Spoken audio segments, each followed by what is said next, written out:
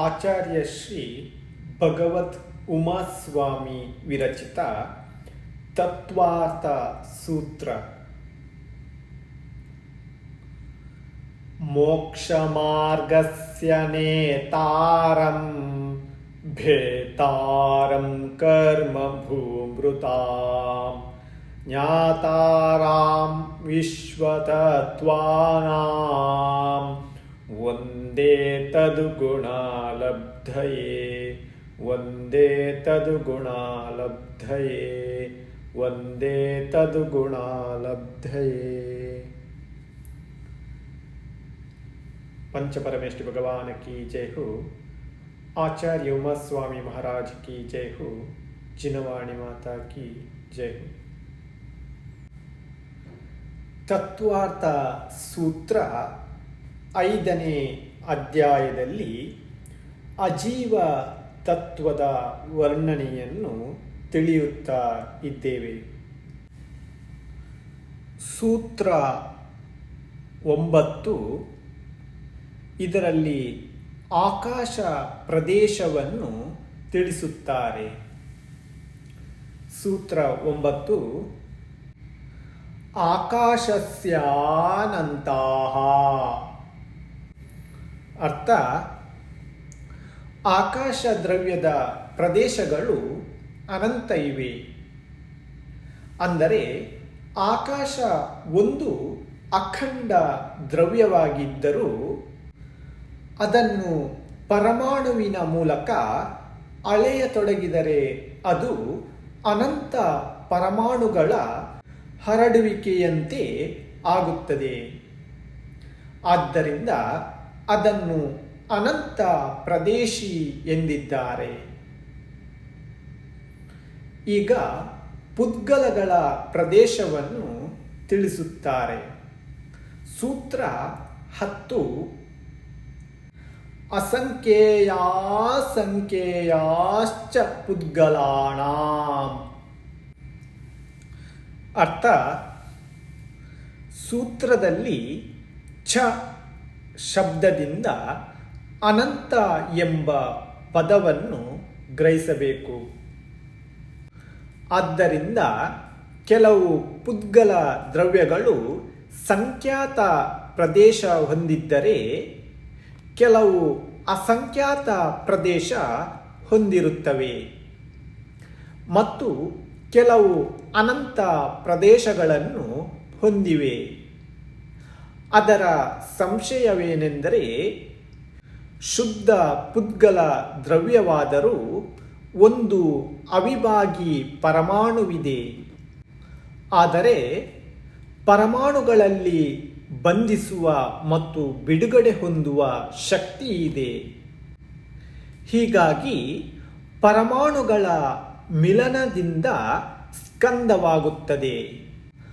ಆದ್ದರಿಂದ ಕೆಲವು ಸ್ಕಂದ 2 ಪರಮಾಣುಗಳ, ಕೆಲವು 3, ಕೆಲವು 4ರ, ಕೆಲವು ಸಂಖ್ಯಾತ ಮತ್ತು ಕೆಲವು ಅಸಂಖ್ಯಾತ ಪರಮಾಣುಗಳ ಹಾಗೂ ಕೆಲವು ಅನಂತ ಪರಮಾಣುಗಳ ಮಿಲನದಿಂದ ಆಗುತ್ತವೆ. ಹೀಗಾಗಿ ಕೆಲವು ಸಂಖ್ಯಾತ ಪ್ರದೇಶಿ ಮತ್ತು ಕೆಲವು ಅಸಂಖ್ಯಾತ ಪ್ರದೇಶಿ ಮತ್ತು ಕೆಲವು ಅನಂತ ಪ್ರದೇಶಿಯಾಗಿ ಇರುತ್ತವೆ. ಇಲ್ಲಿ ಒಂದು ಪ್ರಶ್ನೆ ಇದೆ.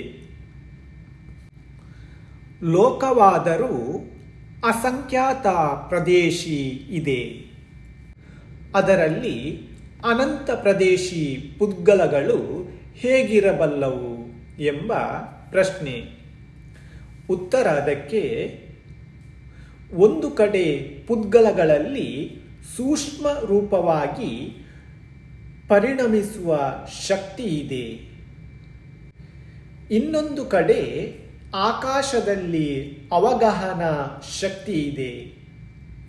ಹೀಗಾಗಿ ಸೂಕ್ಷ್ಮ ರೂಪ ಪುದ್ಗಲವು ಒಂದೊಂದು ಆಕಾಶ ಪ್ರದೇಶದಲ್ಲಿ ಬಹಳಷ್ಟು ಇರಬಲ್ಲವು. ಚಿಕ್ಕ ದ್ರವ್ಯದ ಆಧಾರದಲ್ಲಿ ದೊಡ್ಡ ದ್ರವ್ಯ ಇರಲಾರದು ಎಂಬ ಯಾವುದೇ ನಿಯಮವಿಲ್ಲ. ಚಂಪಕ ಪುಷ್ಪದ ಮೊಗ್ಗು ಚಿಕ್ಕವಾಗಿರುತ್ತದೆ.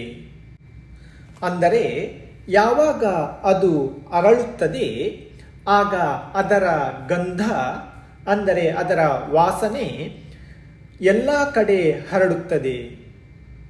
ಹೀಗೆ ಲೋಕಾಕಾಶದ ಅಸಂಖ್ಯಾತ ಪ್ರದೇಶಗಳಲ್ಲಿ ಅನಂತ ಪುದ್ಗಲ ದ್ರವ್ಯಗಳು ಇರಬಲ್ಲವು. ಮುಂದೆ ಸೂತ್ರಕಾರರು ಪರಮಾಣುಗಳ ಪ್ರದೇಶಗಳ ವಿಷಯವನ್ನು ತಿಳಿಸುತ್ತಾರೆ. ಸೂತ್ರ 11 ನಾಣೋ. ಅರ್ಥ: ಪರಮಾಣುಗಳಿಗೆ ಪ್ರದೇಶವಿರುವುದಿಲ್ಲ. ಯಾಕೆಂದರೆ ಪರಮಾಣುವು ಒಂದು ಪ್ರದೇಶಿ ಇದೆ. ಹೇಗೆ ಆಕಾಶದ ಒಂದು ಪ್ರದೇಶದ ವಿಭಾಗವನ್ನು ಮತ್ತೆ ಮಾಡಲಾಗುವುದಿಲ್ಲವೋ ಅದರಿಂದಲೇ ಅದು ಅಪ್ರದೇಶಿ ಇದೆಯೋ ಹಾಗೆಯೇ ಪರಮಾಣುವು ಸಹ ಏಕಪ್ರದೇಶಿ ಇದ್ದು ಅವುಗಳ 2, 3 ಮೊದಲಾದ ಪ್ರದೇಶಗಳು ಇರುವುದಿಲ್ಲ. ಹಾಗೂ ಪುದ್ಗಲದ ಎಲ್ಲಕ್ಕಿಂತ ಚಿಕ್ಕ ಅಂಶ ಯಾವುದರ ಮತ್ತೊಂದು ವಿಭಾಗ ಸಾಧ್ಯವಿಲ್ಲವೋ ಅದನ್ನು ಪರಮಾಣು ಎಂದು ಕರೆಯುವರು. ಪರಮಾಣುವಿಗಿಂತ ಚಿಕ್ಕದಾದ ಯಾವುದಾದರೂ ದ್ರವ್ಯವಿದ್ದರೆ ಅದು ಅದರ ಪ್ರದೇಶವಿರಬಹುದು. ಆದರೆ ಅದಕ್ಕಿಂತ ಚಿಕ್ಕದಾದ ಯಾವುದೇ ದ್ರವ್ಯವಿಲ್ಲ. ಆದ್ದರಿಂದ ಪರಮಾಣುವು ಏಕಪ್ರದೇಶಿಯೇ ಇರುತ್ತದೆ. ಮುಂದೆ ಸೂತ್ರಕಾರರು ಧರ್ಮಾದಿ ದ್ರವ್ಯಗಳು ಎಲ್ಲಿರುತ್ತವೆ ಎಂಬುದನ್ನು ತಿಳಿಸುತ್ತಾರೆ.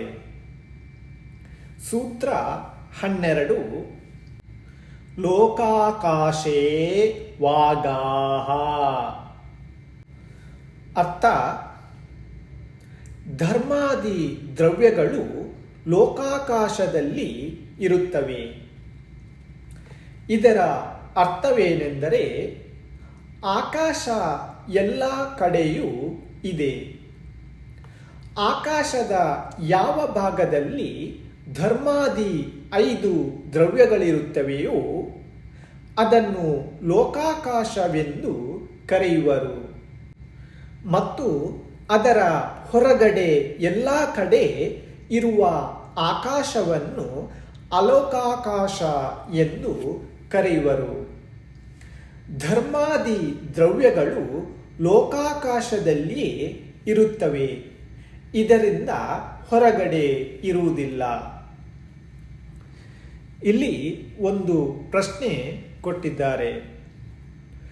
ಧರ್ಮಾದಿ ದ್ರವ್ಯಗಳ ಆಧಾರ ಲೋಕಾಕಾಶವಿದ್ದ ಮೇಲೆ ಆಕಾಶದ ಆಧಾರ ಯಾವುದಿದೆ ಎಂದು ಪ್ರಶ್ನೆ. ಇದರ ಉತ್ತರ: ಆಕಾಶದ ಆಧಾರ ಯಾವುದೂ ಇಲ್ಲ.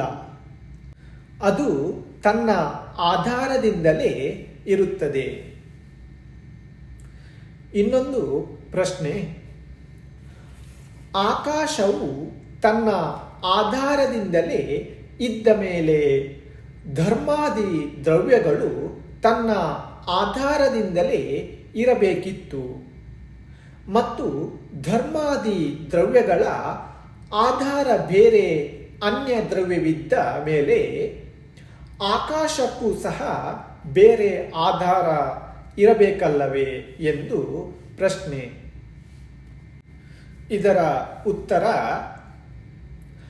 ಆಕಾಶಕ್ಕಿಂತ ದೊಡ್ಡದಾದ ಯಾವ ದ್ರವ್ಯವೂ ಇಲ್ಲ.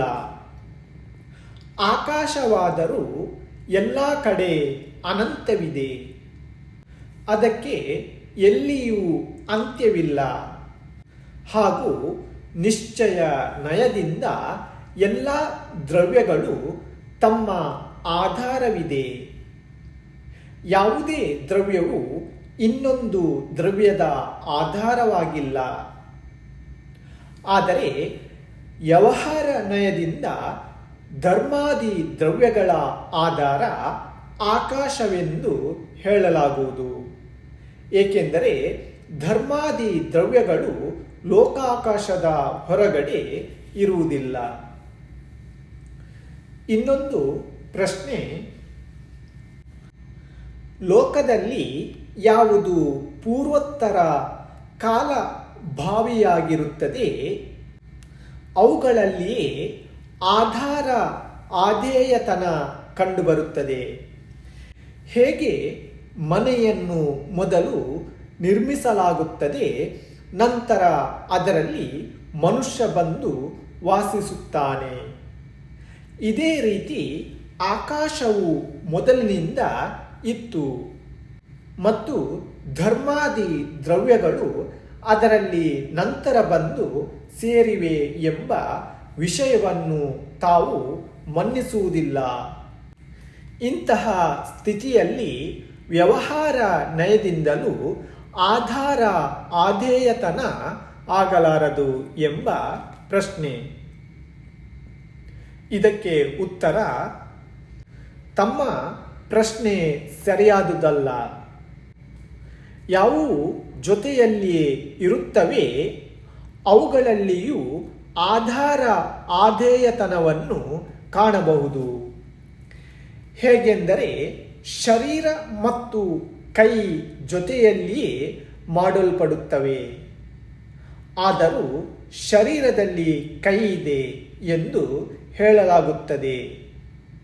ಅದೇ ರೀತಿ ಎಲ್ಲ ದ್ರವ್ಯಗಳು ಅನಾದಿಯಿಂದಲೂ ಆಕಾಶದಲ್ಲಿ ಧರ್ಮಾದಿ ದ್ರವ್ಯಗಳು ಇವೆ ಎಂಬ ವ್ಯವಹಾರವಾಗುವುದರಲ್ಲಿ ಯಾವ ದೋಷವೂ ಇಲ್ಲ ಎಂದು ಉತ್ತರ.